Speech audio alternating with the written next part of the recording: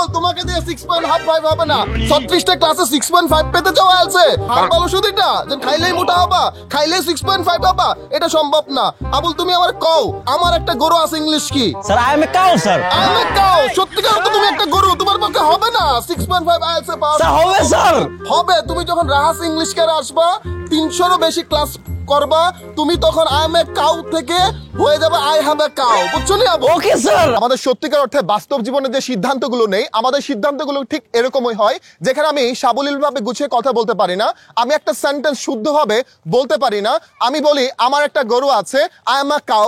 সত্যিকার অর্থে এই ধরনের স্টুডেন্টরা যখন সিদ্ধান্ত নেয় 36টা থেকে 40টা ক্লাসে আইএলটিএস 6.5 পাবে, এইটা সত্যিকার অর্থে একটা ভুল সিদ্ধান্ত। আপনি যদি মনে করেন আপনার ইংলিশে বেসিকের অবস্থা খুবই খারাপ, বা আপনি ইংলিশে কথা বলতে পারেন না, 36টা ক্লাস দিয়ে আপনার স্পিকিং এ সম্ভব না, তাহলে কিভাবে 4টা মডিউল কমপ্লিট করা সম্ভব? আপনার ভবিষ্যতের কথা চিন্তা করে, আপনার স্বপ্নটাকে পূরণ করার জন্য আমরা শুরু করেছি আইএলটিএস আবাসিক কোর্স, পাশাপাশি ডে কেয়ার কোর্স, যেখানে থাকছে 300-রও বেশি ক্লাস, প্রায় 50টারও বেশি মক টেস্ট, সলিউশন এবং 24 আওয়ার্স আমার এবং আমার মেন্টরদের তত্ত্বাবধানে আপনার সেলফ স্টাডি করার সুযোগ। যত টিচার আপনাকে পড়াক না কেন, আপনি যদি প্রতিদিন ন্যূনতম 6 থেকে 8 ঘন্টা সেলফ স্টাডি করতে না পারেন, তাহলে 3 থেকে 4 মাসে আইএলটিএস এ ভালো একটি স্কোর আনা সম্ভব না আপনার পক্ষে।